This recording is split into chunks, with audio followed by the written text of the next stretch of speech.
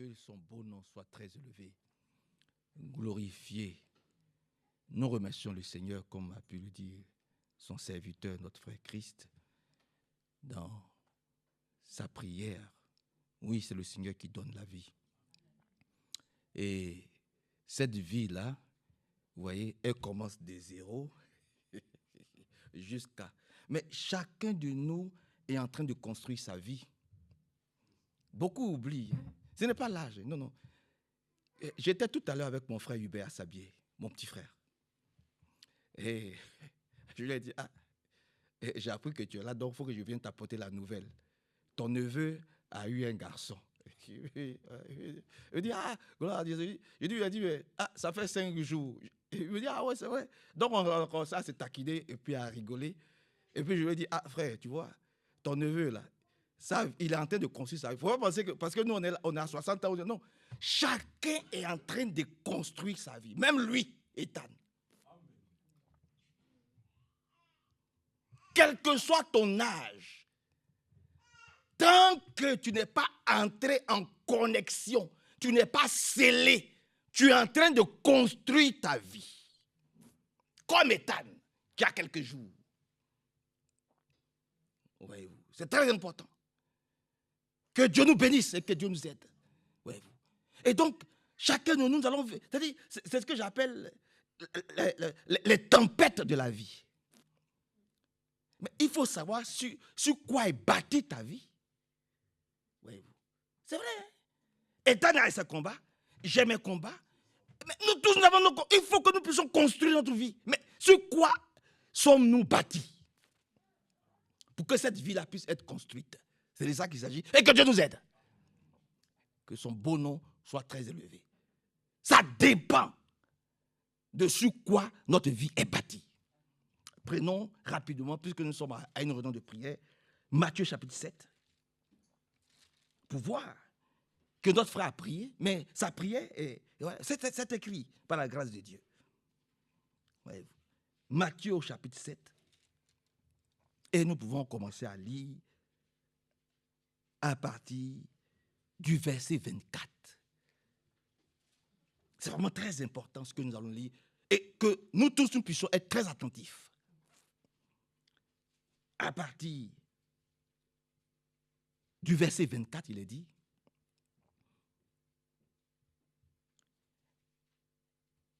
ainsi, quiconque entend de moi ces paroles et les met en pratique sera semblable à un homme.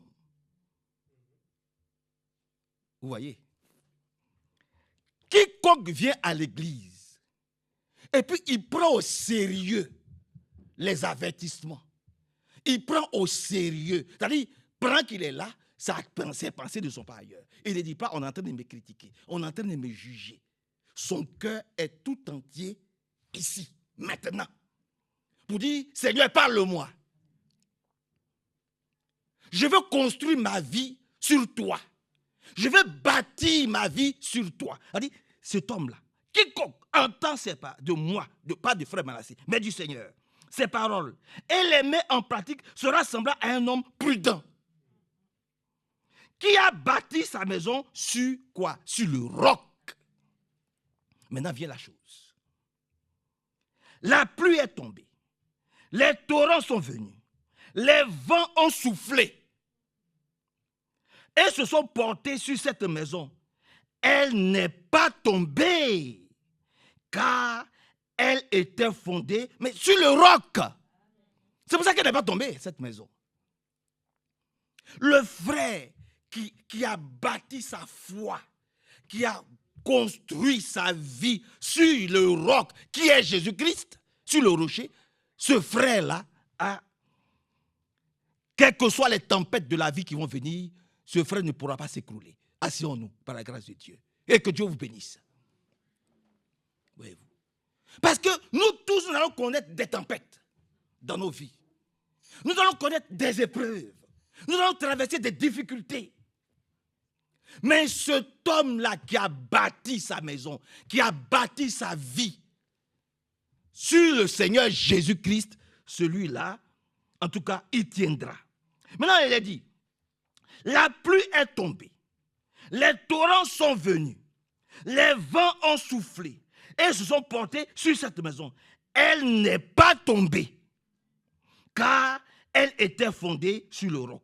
Mais quiconque entend de Jésus-Christ ces paroles et ne les met pas en pratique, c'est-à-dire il n'est pas obéissant, sera semblable à un homme fou, insensé, qui a bâti sa maison sur du sable.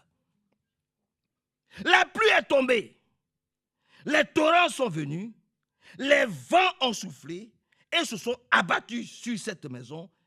Elle est tombée et sa ruine est grande. Donc, conclusion, il y a deux types de vie. Il y a ce que je peux qualifier de vie forte et il y a ce que je peux qualifier de vie faible.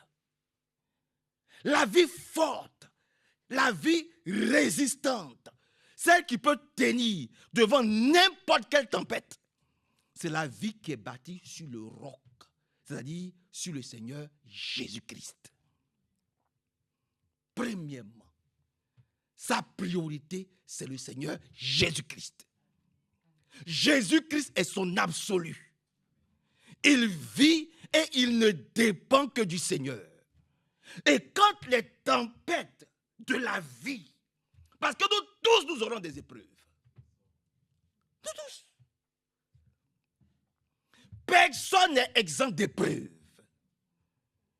Celui que tu aimes, celui que tu apprécies, celui sur qui tu as envie de compter pour être rassuré, pour être serein, quelquefois, c'est lui que le diable va taper pour te décevoir. Ton ami, ton frère, celui que tu aimes, quelquefois c'est par lui que le diable va passer pour te décevoir. Parce que tu as mis ta confiance d'abord, premièrement, en l'homme.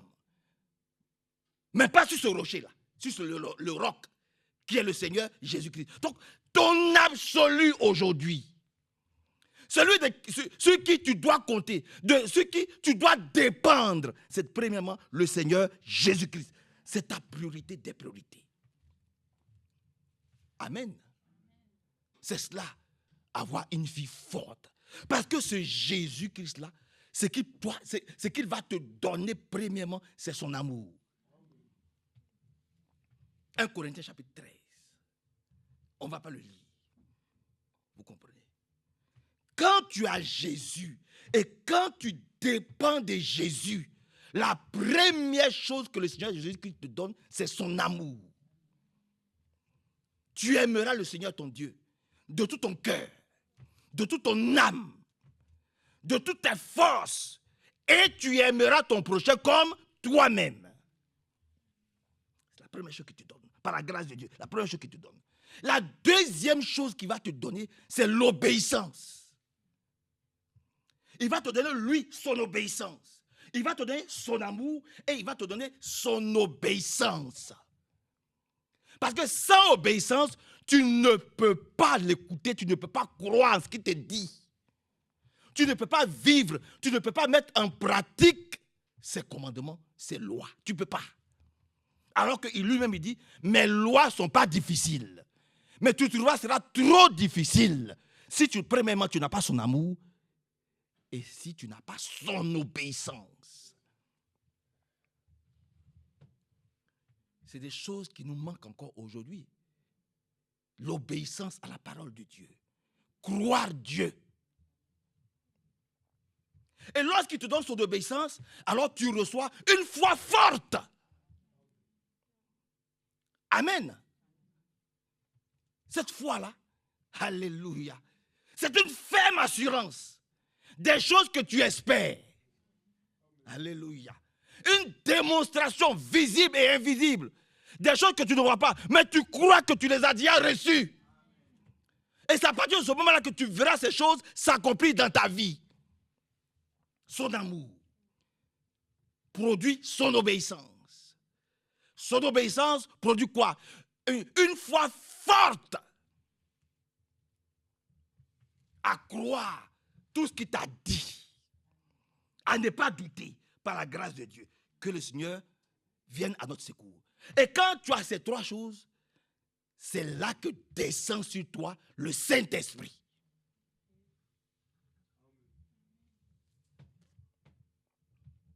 Amen. Ça veut dire seulement que descend sur toi le Saint-Esprit. Premièrement, repentance.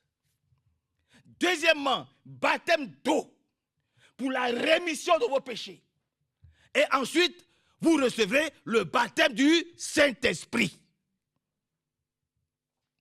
Et lorsque Dieu leur a dit ça par Jésus-Christ, ils ont cru, hein? Ils ont obéi. Et ils avaient en eux l'amour divin. On dit chaque jour, ils étaient ensemble, unis, d'une seule âme. Oh frère, dites amen à cela. Chaque jour, ils étaient ensemble, unis, d'une seule âme, dans le même lieu. Et ils persévéraient. Amen. Donc, ils avaient l'amour. Alléluia. Ils avaient l'obéissance. Et ils avaient une foi forte. Parce qu'ils croyaient à la promesse qui avait été faite. Que le Saint-Esprit, la puissance de Dieu, descendrait certainement sur eux. Pour pouvoir les conduire dans toute la vérité. Quelqu'un qui n'a pas l'obéissance, quelqu'un qui n'a pas l'amour, quelqu'un qui n'a pas une foi forte, comment voulez-vous que le Saint-Esprit descende en lui, sur lui ou en lui? Amen. Que Dieu soit vraiment glorifié, exalté et très élevé par la grâce de Dieu. Le Saint-Esprit descend sur toi. Et quand tu es rempli du Saint-Esprit, alors maintenant peuvent survenir les épreuves de la vie. Parce qu'il y a beaucoup de chrétiens qui croient que comme ils sont chrétiens, ils n'ont plus d'épreuves. Ils ne vont plus être attaqués. Non. Il n'y a pas un peuple aujourd'hui sur la terre qui est le plus attaqué qu'Israël. Pourtant, c'est le peuple élu de Dieu. Regardez leur vie. Regardez leur marche. Il n'y a pas un homme sur la terre qui est le plus attaqué que comme frère Franck l'a été. Vous comprenez? Oui. Quand les épreuves de la vie viennent, alors tu peux tenir. Tu peux résister. Tu peux te confronter à ça. Et tu sors toujours vainqueur. Et tu sors toujours vainqueur par la grâce de Dieu. Que le Seigneur vraiment nous aide. Que le Seigneur nous aide, frère. Quand les épreuves de la vie viennent, tu peux tenir. Mais comment tu peux aussi tenir devant les épreuves de la vie, devant les tempêtes de la vie? Mais c'est par la prière aussi. Jésus-Christ priait. Il priait beaucoup. Aujourd'hui, les chrétiens n'aiment plus prier.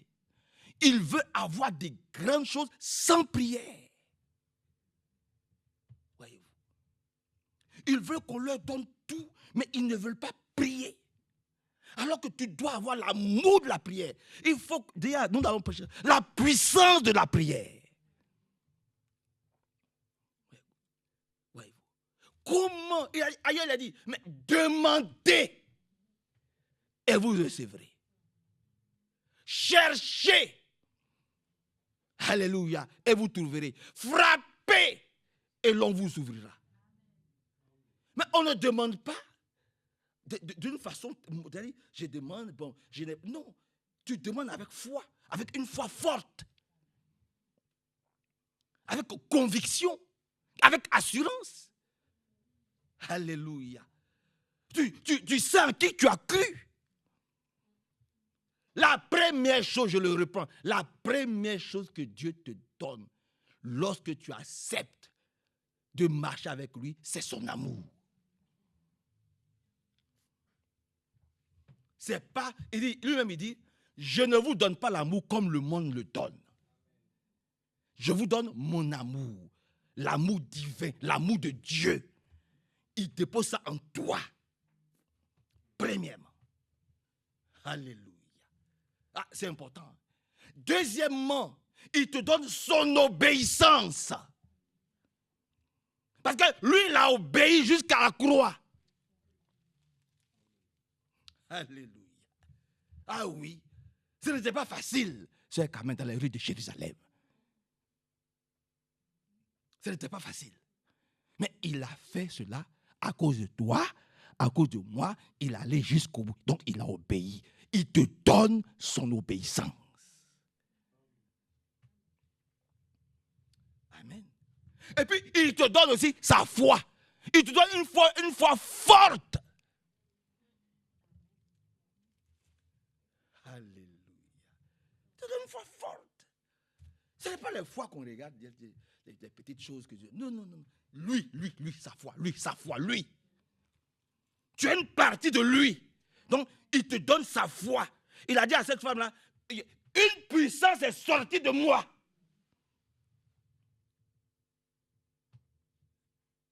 Que Dieu nous bénisse, frère. Que son beau nom soit vraiment élevé, exalté, célébré. Il te donne aussi sa discipline. Parce que beaucoup de chrétiens sont indisciplinés.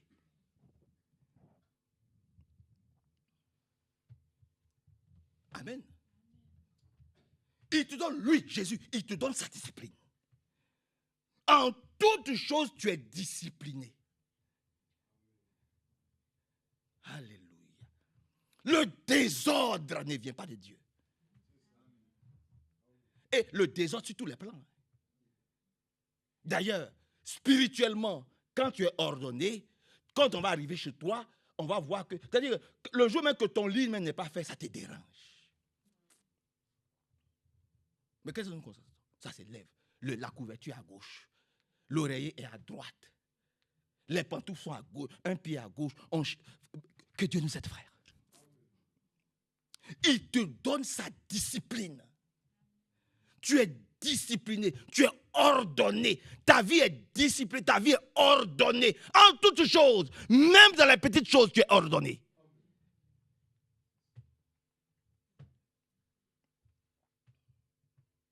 Dites un grand amen à Jésus. Tu es ordonné. Tu es discipliné.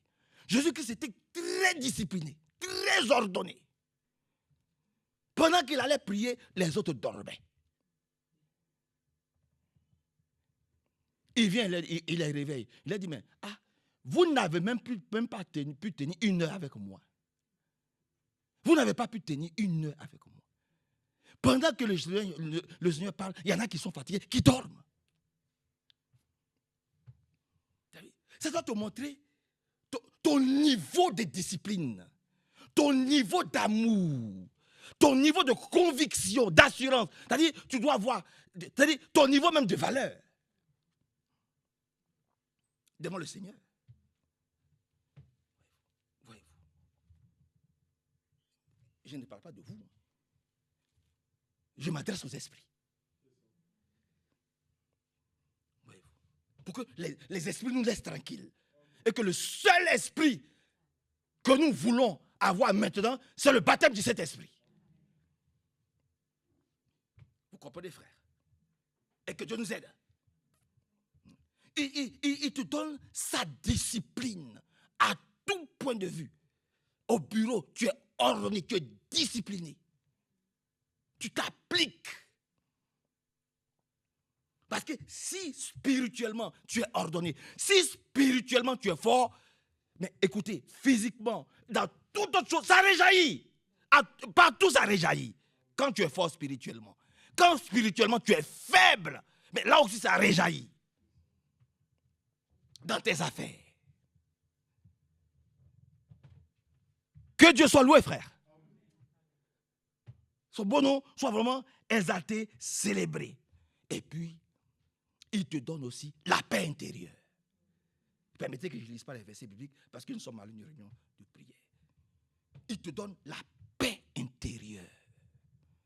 Ça, c'est capital. Ton âme doit être possédée par la paix de Dieu.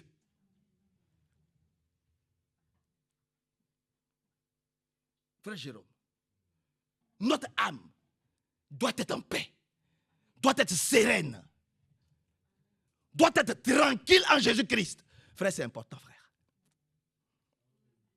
Parce que si ton âme est malade, ça réjaillit même à l'extérieur. Ton âme doit être en paix. Ton âme doit être en bonne santé. Pour que ton corps puisse être aussi en bonne santé. Alléluia.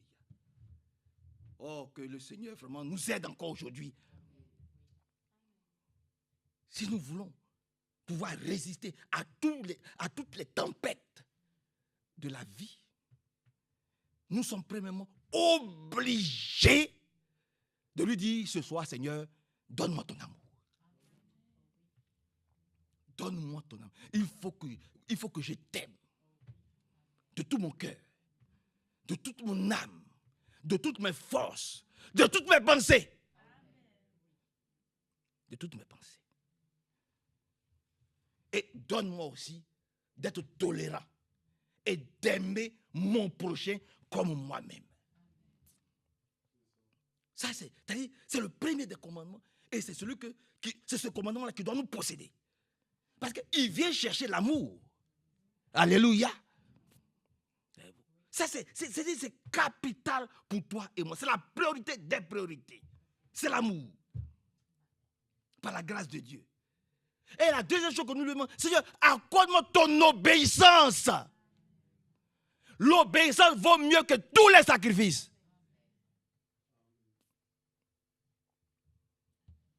Oui, oui. Ah, c'est écrit. Hein? Lisons. Voilà. L'obéissance à la parole de Dieu, ça vaut mieux que tous les sacrifices que tu peux faire. L'obéissance à sa parole, par la grâce de Dieu. Une foi solide, une foi forte, et qui nous donne aussi l'esprit de la prière. Et quand tu as toutes ces qualités, eh bien, tu peux dire, ma maison est bâtie sur le roc. Quand les tempêtes de la vie vont venir, c'est Amen. Quand toutes les tempêtes de la vie, quand toutes les ruses du diable, quand tous les combats, les maladies, tout ce que tu peux imaginer vont venir, tu pourras résister. Tu pourras tenir ferme. Tu pourras tenir ferme. Tu pourras résister. Voyez-vous, que Dieu nous aide. Et surtout, comme l'avons dit, il faut qu'il nous accorde la paix intérieure. Il faut qu'il nous accorde vraiment la paix intérieure. Notre âme doit être remplie de sa paix. Lui-même, il dit, je vous donne ma paix. Pas comme le monde la donne. Et ailleurs, il a dit, l'église était en paix. Ailleurs encore, il est écrit, ils avaient la paix de tous côtés. Pourquoi? Et là, on est dans 2 Corinthiens chapitre 15. Pourquoi avaient-ils la paix de tous côtés? Parce qu'ils avaient obéi. Ils avaient été soumis à la parole. Ils ont respecté tous les commandements de Dieu. Amen. Et comme Paul, si on nous met... Mais écoutez, Paul a écrit tout ce que Paul a écrit, toutes les lettres de Paul ont été écrites où? Toutes les lettres de Paul que nous lisons bien, que nous aimons tant, elles ont été écrites. Mais c'est quand il était en prison. Colossiens, Corinthiens, Romains. Vous connaissez son histoire quand il est là à Rome? Vous voulez qu'on lise? Quand il est là à Rome. C'est parce qu'il était enchaîné, il était en prison. Mais comme il avait la paix intérieure, alors dans sa prison, il pouvait écrire des lettres et les envoyer aux différentes églises que nous lisons aujourd'hui. Oh, que Dieu soit loué, frère. La paix intérieure, c'est capital pour toi et moi. Et ça encore, c'est Dieu qui donne. Quoi qu'il soit en prison, emprisonné, enchaîné, il a écrit des lettres puissante, conduite par le Saint-Esprit. Dieu l'a visité pour que nous puissions recevoir une bonne... Il a même dit, j'ai écrit plus que tous. Et c'est vrai.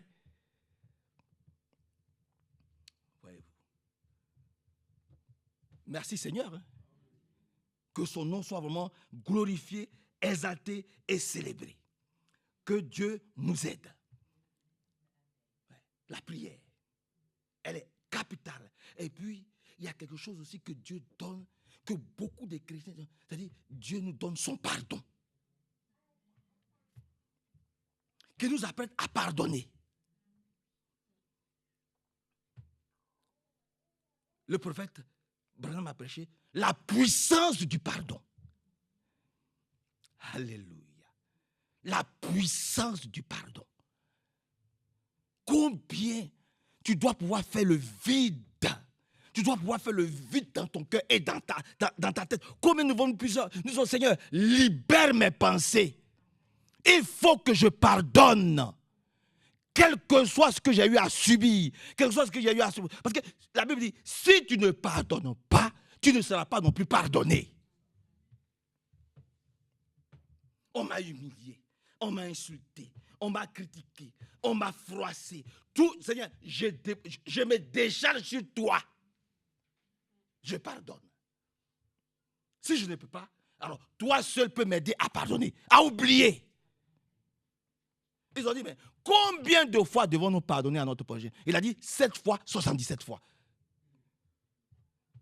Et il y a un qui a dit, mais cela veut dire que, mais ça veut dire que, mais, il a dit oui, mais tu comprends? Amen. Ça veut dire que tu dois pardonner. Et tu dois pouvoir crier à lui, Seigneur, ce fardeau-là, il semble impossible à supporter. Il semble insurmontable. Seigneur, je n'arrive pas à pardonner. On m'a tellement blessé, on m'a tellement humilié, on m'a tellement insulté que c'est trop difficile. Oh, quelle humiliation. Tu dois lui dire, Seigneur, aide-moi, souviens-toi de moi, viens à mon secours. Il faut que mon cœur soit vidé, libéré, débarrassé de ce lourd fardeau. Il faut. Je dis bien, il faut. C'est une obligation pour que tu puisses entrer en possession de toutes les promesses de Dieu. Tu ne peux pas aller au ciel avec autant de fardeaux, autant de douleurs. Ça doit rester ici. Ça doit rester ici. Ça semble être insurmontable. Lisons ce qu'il a dit. Dans Matthieu, allons dans Matthieu chapitre 11. Il a dit quoi? Dans Matthieu chapitre 11, il a dit quoi? Je vais trouver. Dans Matthieu chapitre 11, il a dit quelque chose. C'est pour toi et moi. Sur le pardon. Il a dit quoi? Dans Matthieu chapitre 11. On peut lire à partir du verset 27. Matthieu 11, 27. Il a dit, tout m'a été remis par mon Père. Et personne ne connaît le Fils si ce n'est le Père. Personne non plus ne connaît le Père si ce n'est le Fils et celui à qui le Fils veut le révéler. Où est l'importance du Seigneur Jésus-Christ maintenant? Vous-même, vous comprenez. Maintenant, il dit, tout lui a été remis. Tout. Maintenant, verset 28, il dit, venez à moi, puisque tout m'a été remis. Donc, venez à moi, venons à lui. Alléluia. Amen. Si nous voulons pardonner, venons à lui. Il a dit, venez à moi, vous tous qui êtes fatigués, qui vous fatiguez. Vous êtes fatigués de votre maladie. Vous souffrez, il y a quelque chose qui vous manque. Vous êtes encore, il y a des choses que Seigneur, délivre-nous de tel ou tel. Mais venons à lui. C'est lui-même qui dit, il dit, tout m'a été remis. Ça n'a pas été remis au pape. Ça n'a pas été remis au pasteur de je ne sais quoi. Non, non, non, non. Tout lui a été remis à lui Jésus. Ici, nous n'allons jamais vous amener faire un nom. Nous allons toujours vous dire, allez voir Jésus. Parlez avec Jésus. Consultez-le. c'est le meilleur médecin de votre âme. Il n'y a pas quelqu'un qui peut vous guérir. Si c'est Jésus. Il dit maintenant, puisque tout m'a été remis, mais venez à moi, vous qui êtes fatigués et chargés. Maintenant, moi, Jésus, je vous donne mon repos. Amen. Tu es chargé de quoi? Ton cœur est chargé de quoi ce soir? Ton cœur est chargé de quoi? Ton cœur est rempli de quoi? Ah oui. Parce que tu es 0 ans, que tu es 1 an, 2 ans, 20 ans, 30 ans, 40 ans, 90 ans, nous sommes tous en train de nous construire. Personne ne peut dire qu'il a fini de se construire. Que devons-nous faire? Nous devons faire le maximum de lui, son maximum. Alléluia. Oh, je reprends. Seigneur, je vais faire mon maximum de toi, Jésus, ton maximum.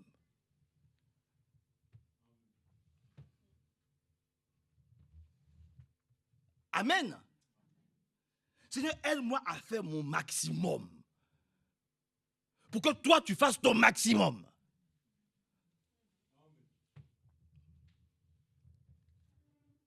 Que Dieu vous bénisse puissamment. Ça, c'est celui qui a bâti sa maison sur le roc. Alléluia.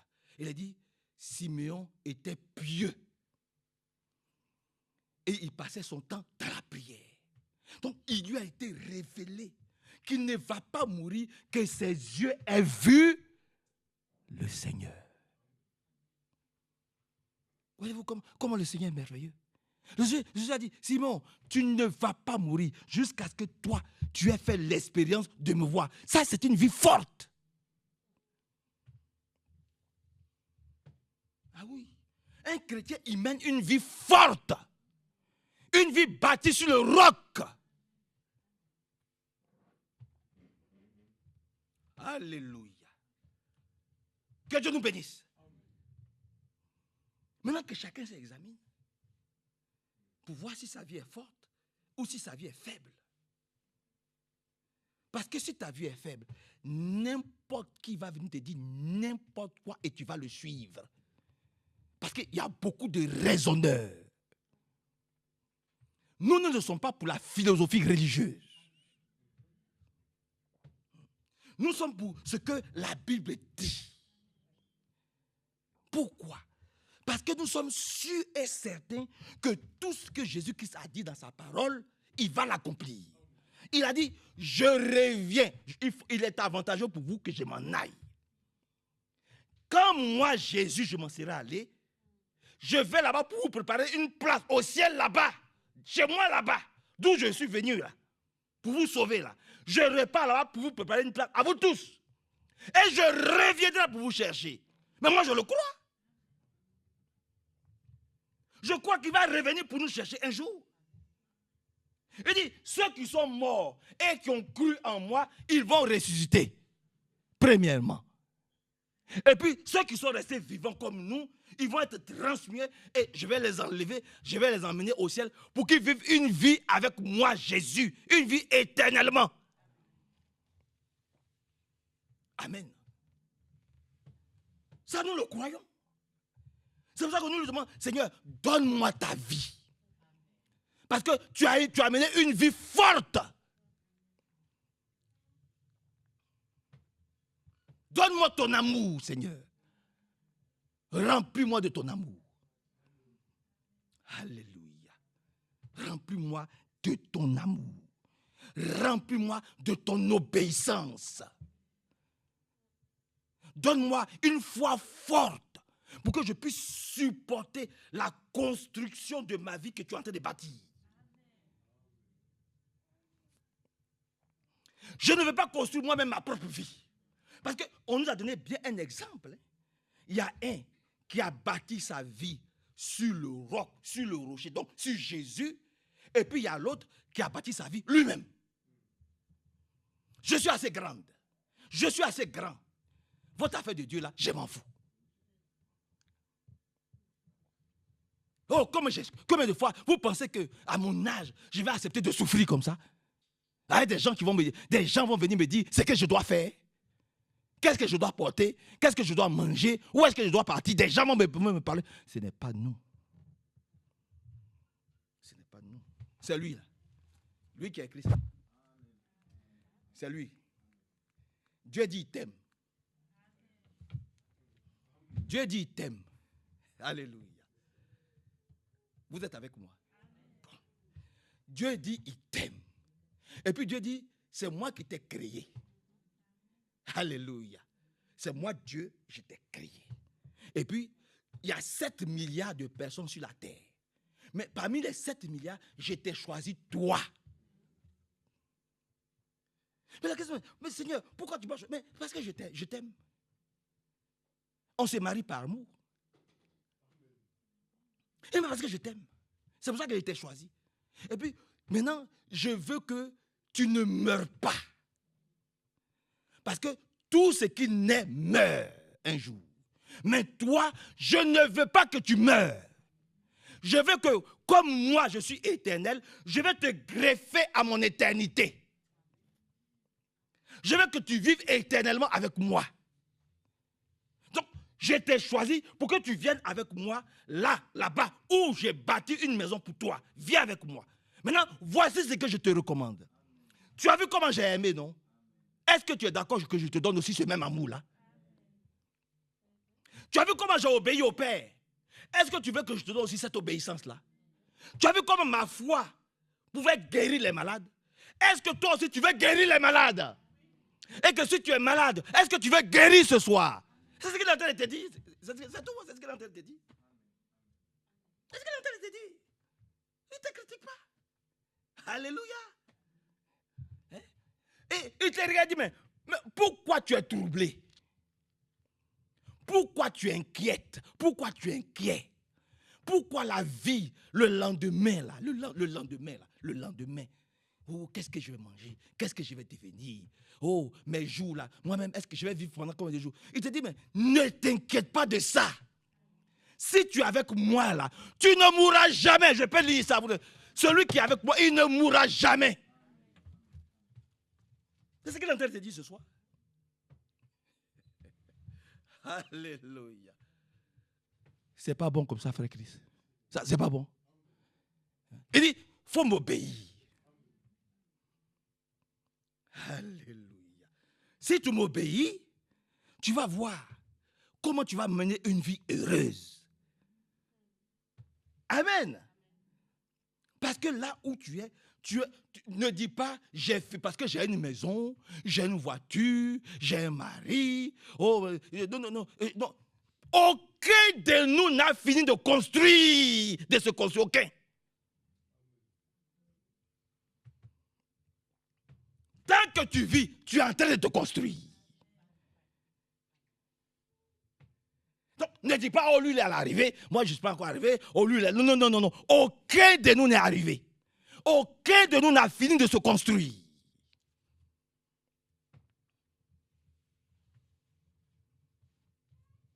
Alléluia.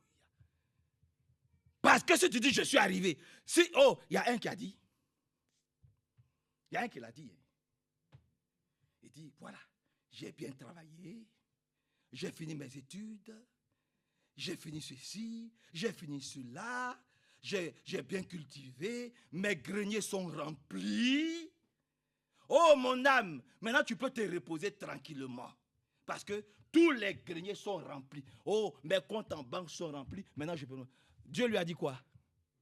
Cette nuit même, je viendrai réclamer ton âme.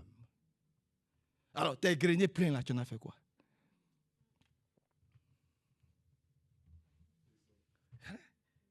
Donc, lui, il a cru qu'il avait fini de se construire. Mais Dieu est venu lui dire le contraire. Donc, nous comptons sur sa grâce. Nous comptons vraiment sur qu'il nous aide. Alors, ce soir, nous disons, Seigneur, nous sommes fatigués. Nous tous. Qui est fatigué comme moi? Alléluia. Ah, moi aussi, je suis fatigué. J'ai dit à mon petit frère, il m'a dit, frère, je suis fatigué. Il dit, toi aussi. J'ai dit, oui, moi aussi, je suis fatigué. On est tous fatigués. Je suis fatigué. Et nous sommes tous chargés. Et nous pouvons dire, Seigneur, nous avons besoin de repos. Seigneur, viens à notre secours. Seigneur, viens à notre secours. Rends-nous humbles comme tu as été humble. On n'a qu'à se moquer de nous, on n'a qu'à nous insulter, on n'a qu'à dire tout ce que... Nous, on veut aller avec lui là-bas.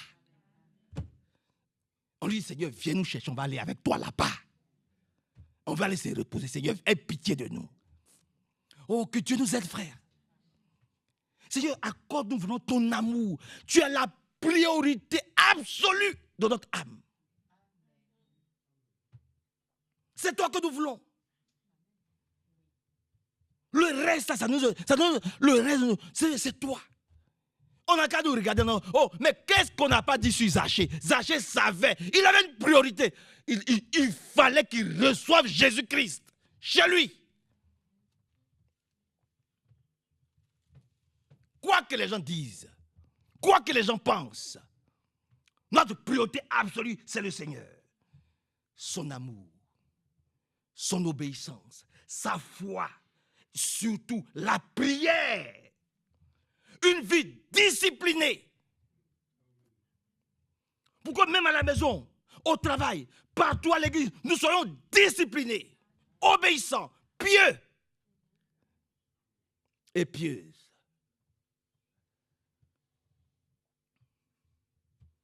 Que Dieu nous aide. Et la chose là, l'une des plus grandes priorités aussi, c'est qu'un véritable enfant de Dieu, il a la paix intérieure. Le diable ne le trouble pas. Les vicissitudes du monde ne le troublent pas. Il a cette sérénité-là. Voyez-vous. En Jésus-Christ. Que le Seigneur vous bénisse. Lisons une dernière écriture, c'est dans 1 Pierre. Dans 1 Pierre, si vous le voulez bien, dans 1 Pierre, dans le livre de 1 Pierre, si je ne me trompe pas, dans 1 Pierre chapitre 5, 1 Pierre chapitre 5, il est écrit quelque part,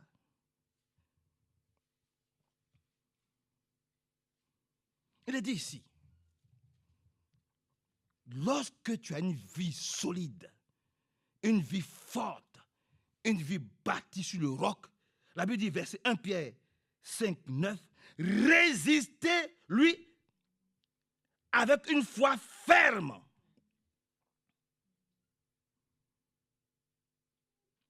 Voyez-vous, résistez-lui avec une foi ferme et sachant que les mêmes souffrances sont imposées à vos frères dans tout le monde entier. Amen. Et une fois, frère Isaac, son bon nous disait qu'il avait mal aux dents et sa gencive était enflée. Et puis on l'a amené aux urgences. Quand il est arrivé aux urgences, il a vu plusieurs autres personnes dont les cas étaient plus graves que lui. Très souvent les chrétiens disent, mais pourquoi c'est à moi que ça arrive? Mais pourquoi? Non. Dans le monde là, tout le monde est en train de se construire.